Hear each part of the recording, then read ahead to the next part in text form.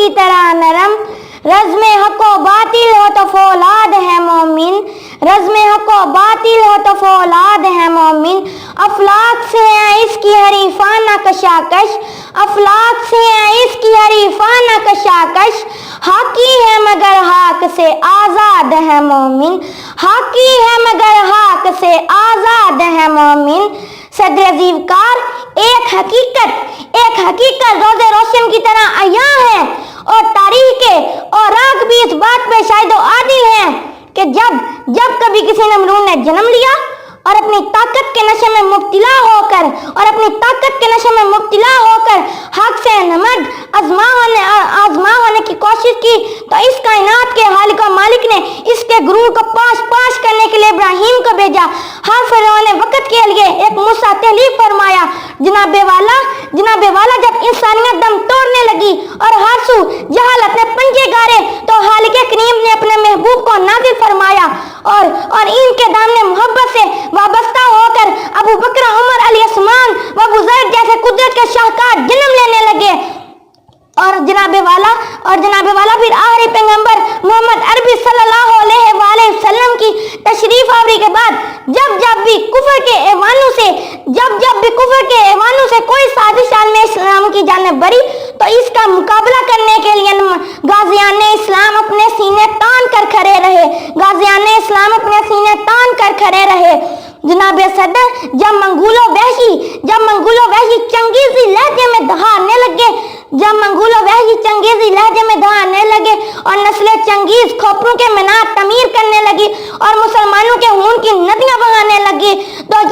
یکایک ایک مرد آہنگ نمودار ہوا جس کا نام غازی محمد ارطغرل تھا۔ اس مرد کلندر نے طاقت میں کم ہونے کے باوجود منگولوں اور صلیبیوں کے ظالم حصار کو توڑ ڈالا اور ثابت کیا کہ کافر ہے تو شمشیر پہ کرتا ہے بھروسہ، مومن ہے تو بے تیغ بھی لڑتا ہے سپاہی، اور ایک ایسی سلطنت کی بنیادیں نو رکھی جو آگے چل کر امت مسلمہ کا رہبر پیشوا بنی، جس نے باطل کے ایوانوں میں زلزلہ برپا کر دیا اور پوری کائنات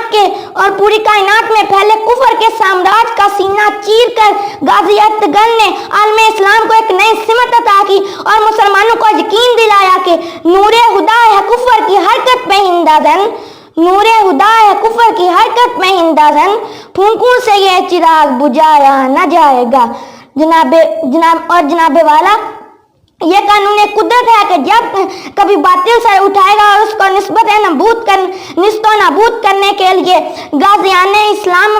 رقص نظر آئیں گے۔ اسی لیے تو علامہ اقبال نے کہا تھا، یہ غازی یہ تیرے پر اسرار بندے جنہیں تو نے بخشا ہے ذوق خدائی، دو نیم ان کی ٹھوکر سے صحرا و دریا، سمٹ کر پہاڑ ان کی ہے بس سرائی، دو عالم سے کرتی ہے بیگانہ دل کو، عجب چیز ہے لذت آشنائی۔